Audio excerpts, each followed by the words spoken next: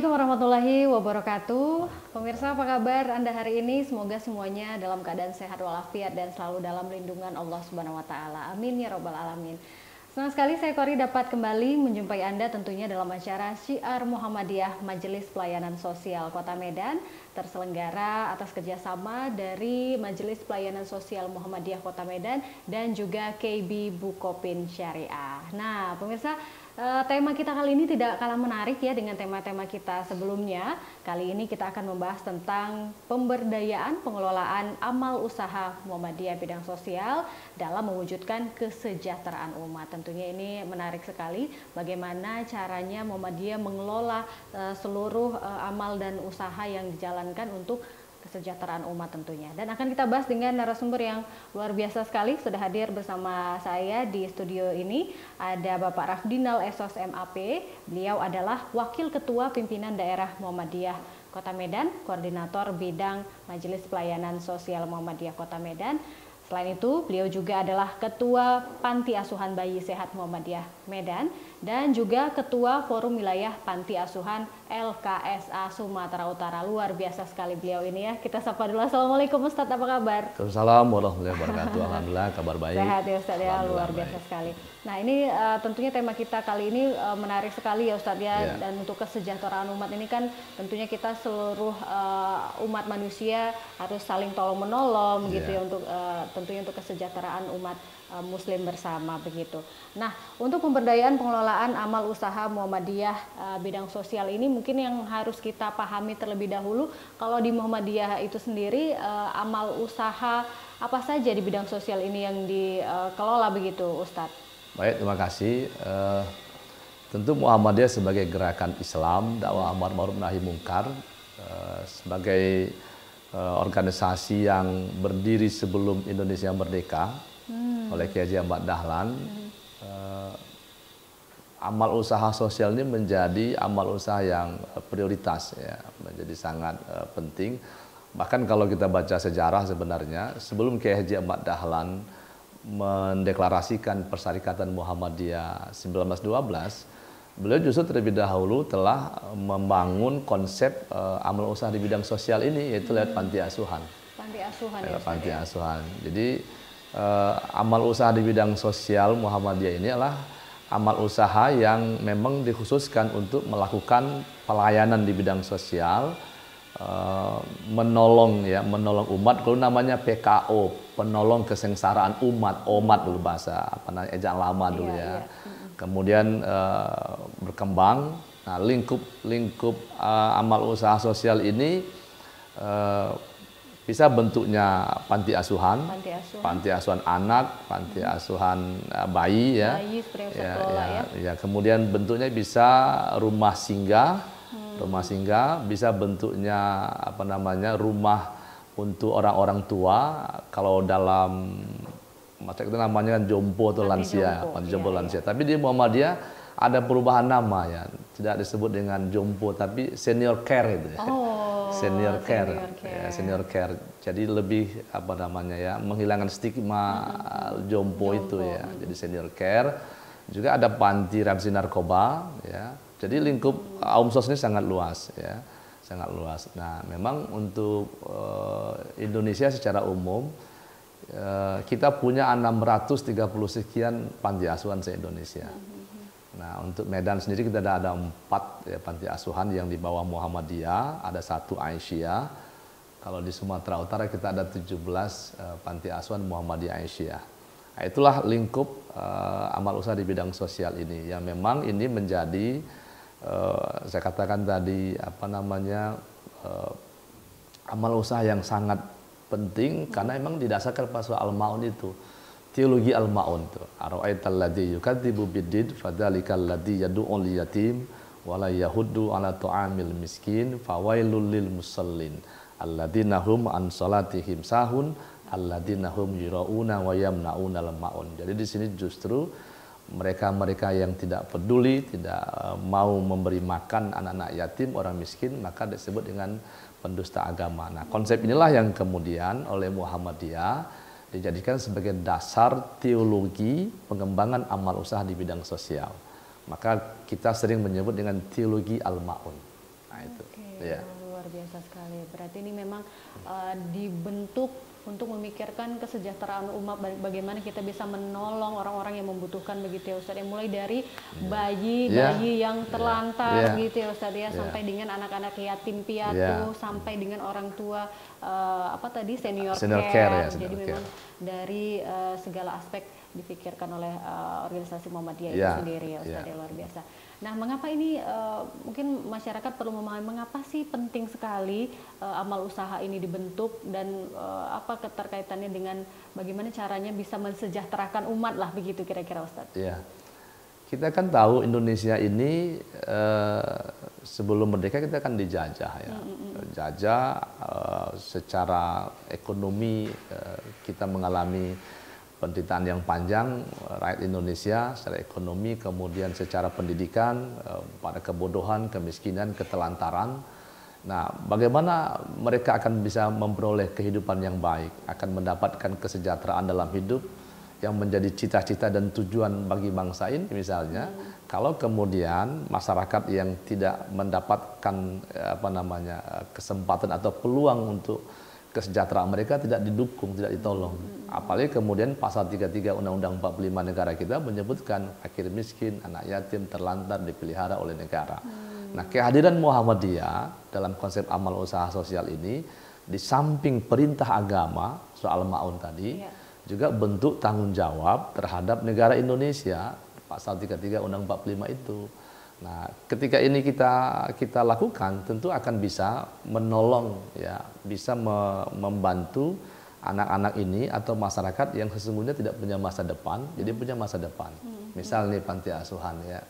Saya kebetulan mengelola panti asuhan, diberi amanah oleh Muhammadiyah hampir 20 tahun, baik panti yang anak, nah sekarang sedih bayi. Nah, bayi ini misalnya bayi yang sudah dibuang di jalan, ditinggalkan depan rumah, ya, di semak-semak, dibuang itu bayi itu. Mereka tidak punya masa depan. Siapa yang mau mengasuhnya? Walaupun mungkin diadopsi bisa. Tapi lembaga yang mau melakukan pengasuhan tentu panti asuhan. Nah, Muhammadiyah melihat ini penting. Siapa yang akan menyelamatkan mereka? Memberikan kasih sayang, ya. Maka kita kemudian mendirikan panti asuhan khusus bayi-bayi. Dan lebih lama bayi sehat, karena dengan ikhtiarnya mereka menjadi sehat, gitu ya. Itu ikhtiarnya. Nah, itulah yang kita lakukan. Itu contoh di samping panti-panti asuhan yang lain, sehingga mereka bisa belajar, bisa sekolah, bisa didik agamanya, bisa diberi keterampilan. Akhirnya mereka punya punya keterampilan yang bisa hidup nanti di tengah masyarakat. Nah, itulah sebenarnya latar belakang kenapa Muhammadiyah. Perintah agama juga dalam rangka mendukung dan menindaklanjuti tujuan negara kita, Undang-Undang 45 itu. Oke, luar biasa, mulia sekali, tujuannya juga sangat mulia. Lalu Ustadz, ini kan sebenarnya tidak mudah begitu ya Ustadz ya, untuk mengelolanya. Bagaimana sih Muhammadiyah bisa mengelola panti-panti ini dengan sangat baik sampai dengan sekarang sudah puluhan tahun, banyak sekali anak-anak ataupun orang tua yang sudah dirawat, sudah disejahterakan. Bagaimana Muhammadiyah mengelola ini dengan baik Ustadz? Ya, Muhammadiyah punya konsep pengelolaan manajemen panti asuhan di bawah Majelis Pelayanan Sosial, pimpinan pusat Muhammadiyah. Nah, kita di majelis itu punya konsep pengelolaan manajemen panti. Panti asuhan kita di Muhammadiyah, kita sistem pengasuhannya itu semi pesantren. Semi pesantren. Ya, karena dia memang bukan pesantren, dia kan panti asuhan, lembaga panti, lembaga sosial. Kenapa disebut semi pesantren? Karena mereka tidak hanya diasuh, diberikan kasih sayang, tidak hanya diberikan makan, minum, kebutuhan yang sifatnya jasmani, tapi juga pendidikan keagamaan, pendidikan sekolah yang boarding, yang berasrama. Nah, maka dia semi pesantren. Memang berbeda dengan konsep panti asuhan di luar Muhammadiyah, ya. Panti asuhan itu berdasarkan Permensos 30 tahun 2011 itu harus berorientasi mendasarkan pada konsep pengasuhan.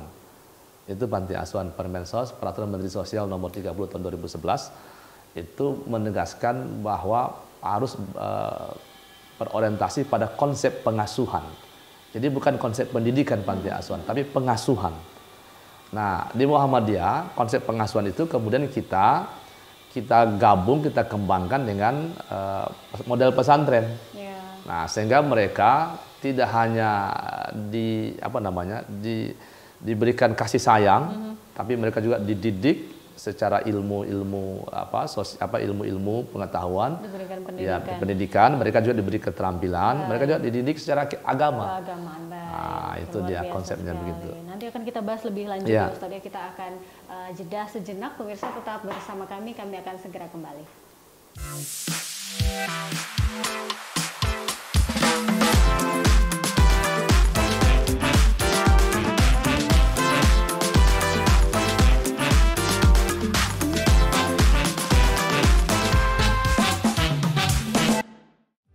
Kebi Bukopin Syariah. Iya, Ustadz tadi sudah menjelaskan bagaimana Muhammadiyah memiliki konsep yang luar biasa sekali. Kalau untuk pengelolaan panti asuhan tadi tidak hanya memberikan kebutuhan jasmani saja, tetapi rohani berupa pendidikan secara konvensional ataupun umum, juga pendidikan yang Islami seperti pesantren begitu ya, Ustadz ya. Jadi dikatakan ini adalah semi pesantren. Kemudian menjadi pertanyaan saya adalah ini kan tidak sedikit dana yang dibutuhkan begitu ya Ustadz ya, untuk mengelola panti-panti ini, karena memang luar biasa banyak sekali jumlahnya dan tentunya populasinya juga sangat banyak di dalamnya. Bagaimana pendanaan untuk mengelola panti-panti ini Ustadz, berasal dari mana dana-dana ini? Ya, alhamdulillah banyaknya amal usaha sosial Muhammadiyah ini, pengelolaan panti-panti asuhan kita dan amal usaha sosial lain ya, seperti senior care saya sebut tadi, lansia atau apa itu, ya alhamdulillah tetap berjalan karena dukungan masyarakat. Jadi dana yang terbesar itulah dari masyarakat, dari warga persyarikatan Muhammadiyah, maupun juga dukungan amal usaha Muhammadiyah yang lain, ya, seperti sekolah, perguruan tinggi dan lain-lain itu. Memang itu tidak mengikat, ya, tidak rutin, tapi itu tetap ada yang disampaikan. Nah, jadi dengan dukungan masyarakat, karena itulah kita bisa mengolah. Nah, masyarakat kita ini kan sebenarnya sangat peduli ya, sangat peduli. Apalagi kalau melihat panti asuhan misalnya ya. Nah, jadi mereka memberikan support, dukungan, bantuan dari masyarakat. Nah, itulah dana. Dari pemerintah ada, tapi tidak begitu besar dan itu relatif. Misalnya begini, kalau kasus kita Medan dan Sumatera Utara, memang pemerintah kota Medan dan Sumatera Utara itu sampai sekarang relatif sangat minim memberikan dukungan bantuan bersifat pendanaan.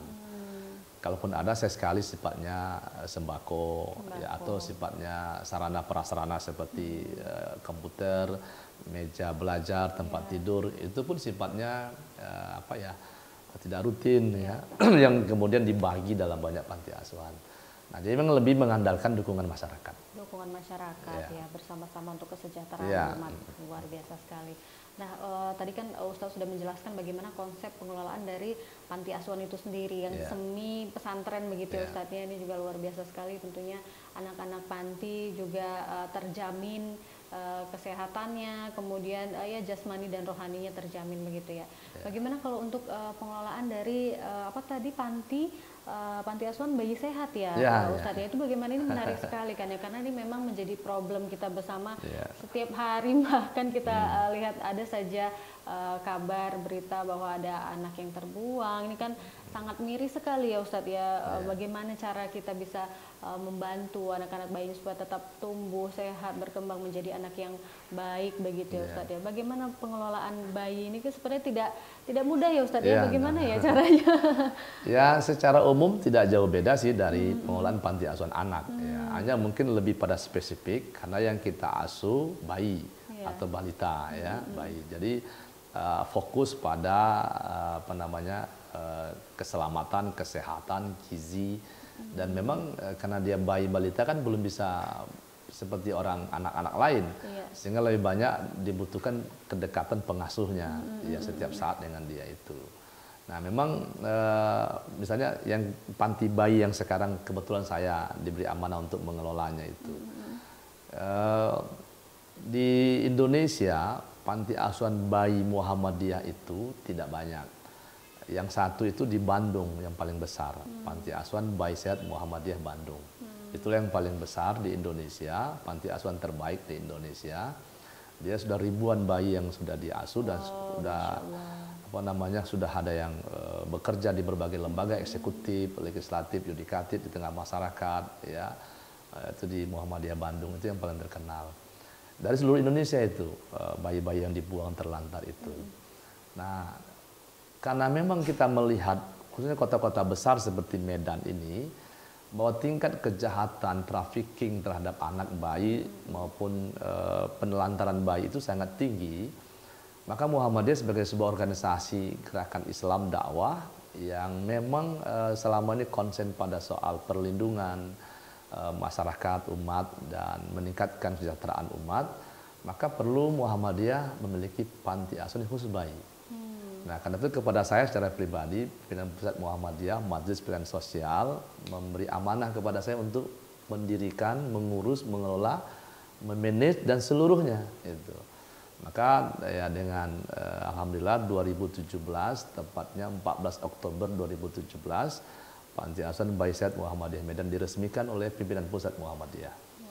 Ya, jadi alamat sekarang Jalan Jermal 4. Ya, Kelurahan Denai. Nah, bayi. Nah, kenapa tadi saya katakan Medan ini kota besar yang tingkat kejahatan pada bayi tinggi, trafficking dan pelantaran. Nah, memang ini karena ada spesifik, saya katakan tadi agak beda. Ini lebih bagaimana pengasuhnya. Ya, pengasuh. Kalau panti anak yang sudah sekolah kan dia bisa mandiri ya. Iya. Bisa dia mandi, cuci pakaian, apa semuanya. Iya. Kalau ini karena dia bayi balita memang pengasuh. Pengasuh itu 24 jam. Iya, iya. 24 jam. Nah, untuk menentukan pengasuhnya itu bagaimana Ustadz? Karena kan memang ya harus pengasuh yang baik yang memang sayang kepada bayi. Karena kan tidak semua orang yang sayang kepada bayi bukan bayinya sendiri loh gitu ya Ustadz ya. Ya, kita tentu melakukan rekrutmen ya, rekrutmen atau teman-teman yang kenal yang mau menjadi pengasuh bayi. Ya, alhamdulillah pengasuh kita ada 4, jadi 2 shift, pagi ke maghrib, maghrib ke pagi. Ya, jadi pengasuh memang mendapatkan pengasuh ideal itu tidak mudah ya. Bukan anak dia mengurus 24 jam mulai dari ya seluruhnya lah ya. Ya makannya, apalagi ya semuanya pokoknya. Apalagi satu bayi saya itu kan disabilitas ya. Memang dibuang dari awal disabilitas. Perawatannya juga khusus ya, perawatan khusus. Dan memang tidak mudah, tapi apa yang ada sekarang yang kita bimbing, kita briefing, kita ingatkan setiap saat, ya insya Allah lah bisa berjalan dengan baik. Itu memang membutuhkan ini fokus, keseriusan, dan kasih sayang. Paling utama itu kasih sayang.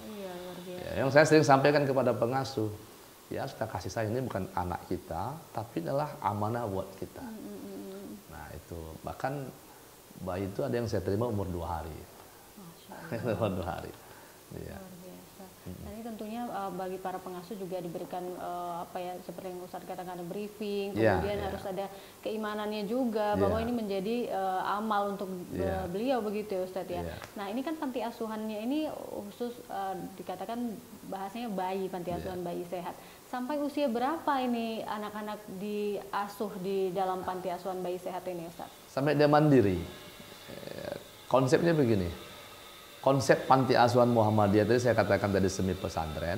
Yang kedua, kita tidak menjadikan adopsi sebagai pilihan pengasuhan. Ya, walaupun adopsi dibenarkan oleh undang-undang, oleh negara. Pilihan kita adalah pengasuhan berbasis keluarga, foster care istilahnya itu. Jadi di samping pengasuhan berbasis lembaga, panti asuhan, ada namanya pengasuhan berbasis keluarga, foster care. Dan ini yang dikembangkan oleh Majelis Sosial PP Muhammadiyah. Dan ini juga menjadi program unggulan dari Kementerian Sosial dalam konsep pengasuhan panti asuhan. Jadi bayi-bayi kita ini, anak-anak kita di panti Muhammadiyah, ya, tidak bisa diadopsi. Tidak bisa diadopsi ya? Jadi kita mengasuh sendiri, merawat sih sampai dia mandiri. Sampai dia besar mandirilah pokoknya gitu. Berarti dari panti asuhan bayi ini setelah anak-anak ini bisa mandiri, beralih ke panti asuhan yang semi pesantren tadi itu ya? Bisa Ustaz? iya, Gitu bisa ya? tidak. Bisa iya itu dia ditempatkan di situ, atau tidak kita masukkan ke pesantren dia sekolah, tapi panti bayi tetap menjadi rumahnya begitu, Ustaz, itu. ya. Waduh, Nah, luar itu. biasa sekali. Jadi memang negara kita juga harus berbangga memiliki organisasi Muhammadiyah yang luar biasa peduli sekali terhadap umat ya Ustadz ya, bisa membantu juga visi misi dari negara kita juga ya Ustadz Ya, kalau dari seluruh ormas di Indonesia, maka Muhammadiyah yang paling banyak memiliki lembaga panti asuhan. Ya, kebetulan saya wakil ketua umum Forum Panti Asuhan Nasional, ya kan. Jadi kami selalu bertemu secara nasional dari seluruh Indonesia. Ormas terbesar yang memiliki banyak itu adalah Muhammadiyah. 600 lebih panti asuhannya di Indonesia. luar biasa. Ya. Oke, baik. Nanti akan kita lanjutkan kembali. Oke. Ustadz, karena ini memang cukup menarik ya pemirsa. Untuk itu tetap saksikan kami dan kami masih akan kembali, tetaplah bersama kami.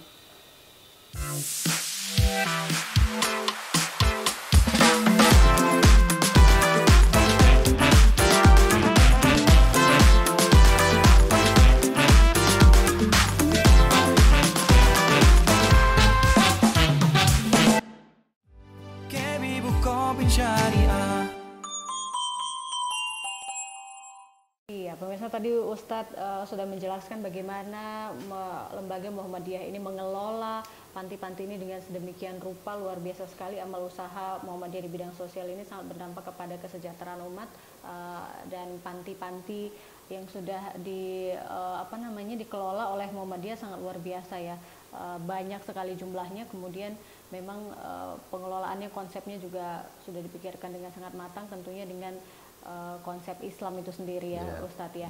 Tadi kan Ustadz saya sempat agak tertarik tadi Ustadz mengatakan bahwa di panti bayi tadi, bayi sehat, bahwa bayi-bayi ini tidak boleh diadopsi ya Ustadz ya. Jadi ada pengasuhannya itu berbasis keluarga begitu Ustadz ya. Yang jadi pertanyaan, mengapa tidak boleh diadopsi Ustadz? Karena kan bisa saja kalau diadopsi anak-anak ini kehidupannya sejahtera di luar sana, memiliki orang tua yang lengkap, mungkin bisa lebih bahagia, atau seperti apa sih sebenarnya Ustadz? Ya, undang-undang memang membolehkan adopsi, ya, membolehkan adopsi, dan adopsi itu sebenarnya prosesnya tidak semudah yang dibayangkan. Selama ini kan kita lihat kalau di TV-TV di sinetron, dia datang ke panti asuhan, ngambil bayi adopsi pakai surat dari panti asuhan, adopsi selesai. Itu menyalahi undang-undang. Oh, tidak seperti itu. Tidak seperti itu. Jadi adopsi itu bertingkat.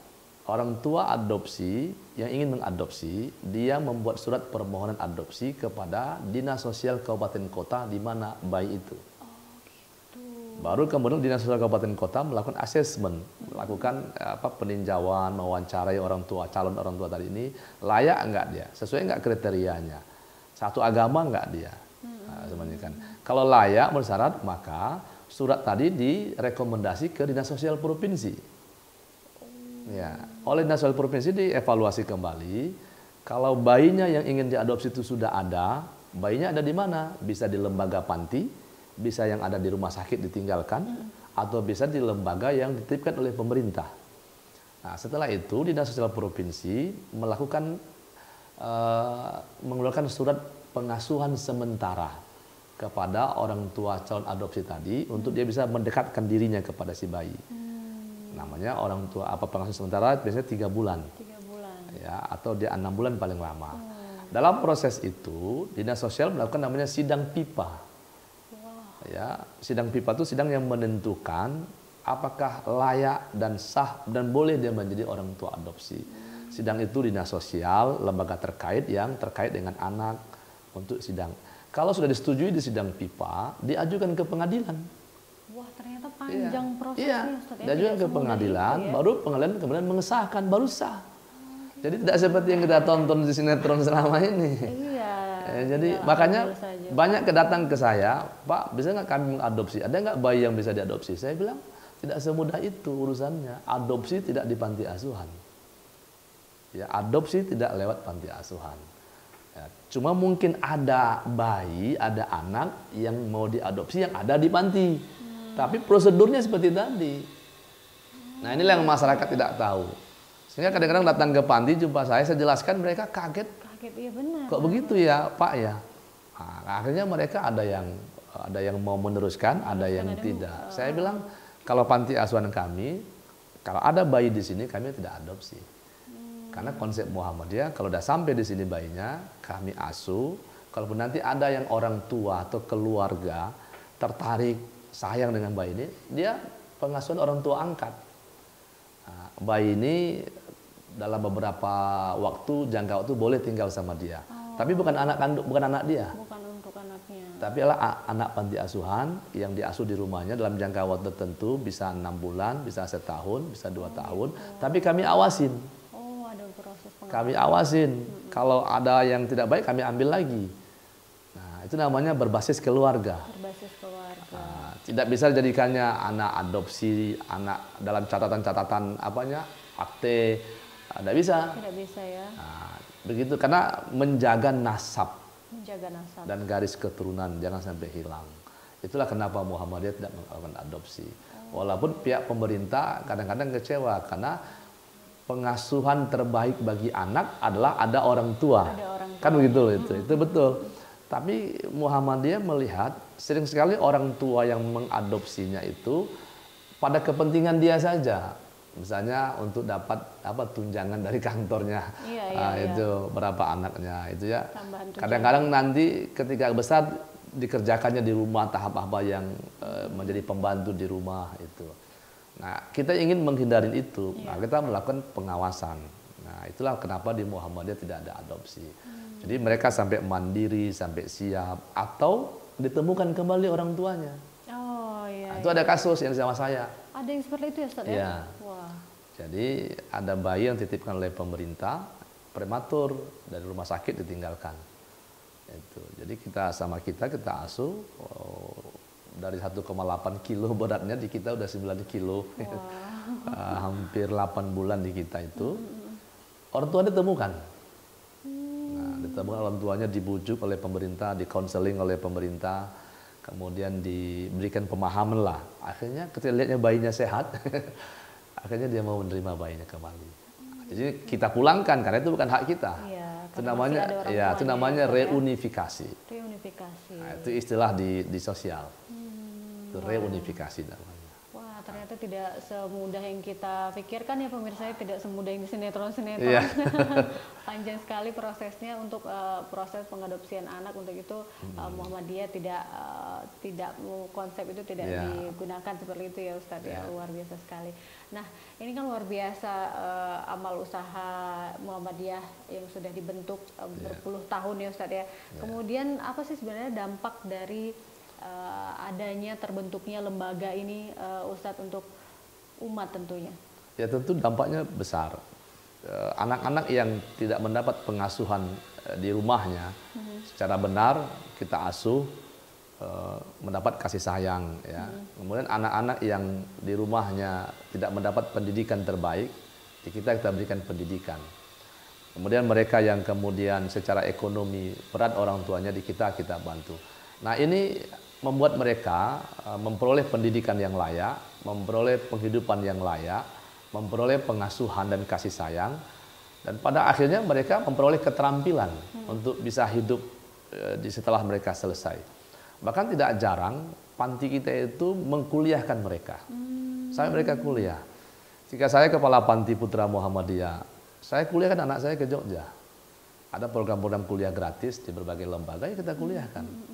Di kampus-kampus, di Unpri kita kuliahkan, di UMSU kita kuliahkan, itu. Bahkan di USU ada bidik misi kita dorong. Jadi ketika mereka punya pendidikan, punya keterampilan, mereka nanti akan bisa menjadi orang yang punya masa depan. Ya, mereka bisa karir, dan sekarang sudah sangat banyak alumni panti asuhan. Ya, mohon maaf, saya ini alumni panti asuhan. Saya ini alumni panti asuhan. Saya tinggal di panti 10 tahun. Nah, dari panti mendidik saya bisa kuliah, saya bekerja, saya menjadi pimpinan Muhammadiyah sekarang, mengurus panti asuhan itu. Banyak. Bahkan ada alumni panti Muhammadiyah di Jakarta itu mantan Ketua Komisi 8 DPR RI dari fraksi PAN, ya, Pak almarhum Ali Tahir Parasong. Dan banyak lagi sebenarnya. Yang saya sebut tadi Panti Bayi Sehat Bandung itu ribuan. Ya, dan mereka semua sudah berhasil. Nah, tentu ini dampak yang besar bagi kesejahteraan. Walaupun sebenarnya kan tanggung jawab negara ini ya, Pasal 33 Undang-Undang 45. Tapi panti-panti baik Muhammadiyah maupun non Muhammadiyah itu memberi sumbangan besar bagi kesejahteraan umat ini. Nah, apalagi Muhammadiyah dengan 650 sekian jumlah panti se-Indonesia. Kalau rata-rata anak pantinya 50 per panti, berarti sudah berapa ya? 1.200 lebih ya anak panti yang di se-Indonesia, anak yang kita ya berapa ribuan. Nah, misalnya se-Indonesia sekarang ada 145.000 anak yang tinggal di panti.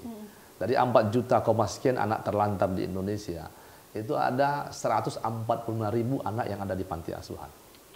Itu. Jadi kalau ini berhasil dan mampu, luar biasa bagi meningkatnya sejahtera masyarakat umat itu. Nah, tentunya pemerintah harus melihat ini. Nah, makanya kemudian saya sebagai Ketua Forum Panti di Sumatera Utara menyayangkan pemerintah provinsi dan Kota Medan yang belum begitu intens ya, harusnya tidak ada dukungan dalam support anggaran terhadap panti asuhan itu ya, dengan ya kita melihatlah untuk Medan dengan 6 triliun APBD, Sumut dengan 14 triliun itu mestinya untuk panti asuhan itu ada anggaran. Nah, tapi ini yang tidak ada sebenarnya itu. Iya, mudah-mudahan ini bisa ditonton mungkin ya dari pemerintah provinsi dan bisa menggerakkan pemerintah juga untuk aware ya, perhatian kepada panti-panti yang ada di Sumatera Utara, khususnya di lembaga Muhammadiyah itu sendiri. Tapi kita Muhammadiyah walaupun pemerintah tidak ada, kita jalan terus ya. Karena Muhammadiyah punya punya banyak amal usaha lain ya, itulah Muhammadiyah tidak tergantung dengan pemerintah. Iya, dan tujuannya juga untuk membantu pemerintah juga jadinya ya Ustaz ya, betul. untuk kesejahteraan umat. Ya, kita doakan bersama pemirsa bahwa amal usaha Muhammadiyah bidang sosial ini dapat berkembang lagi, bisa lebih mensejahterakan umat-umat yang ada di Indonesia tentunya. Baik, terima kasih Ustadz Rafdina Lesos MAP yang sudah bergabung bersama kami. Dan pemirsa, kami terus menginformasikan kepada Anda bahwa akan ada 3 pemenang ya pemirsa ya, untuk 3 komentar terbaik. Untuk itu Anda yang sudah menonton jangan lupa di subscribe, kemudian di like dan di share juga, jangan lupa komentar karena nanti akan ada pemilihan 3 komentar terbaik yang akan diberikan hadiah oleh KB Bukopin Syariat. Atas nama pimpinan daerah Muhammadiyah Kota Medan, Majelis Pelayanan Sosial Muhammadiyah Kota Medan, kami mengucapkan selamat Hari Raya Idul Fitri 1443 Hijriah. Taqabbalallahu minna wa minkum. Mohon maaf lahir dan batin. Terima kasih sudah menyaksikan kami, dan jangan lupa untuk men-share dan subscribe channel YouTube kami. Dan terima kasih sekali lagi Ustadz, dan mohon maaf apabila ada kesalahan pemirsa. Wassalamualaikum warahmatullahi wabarakatuh.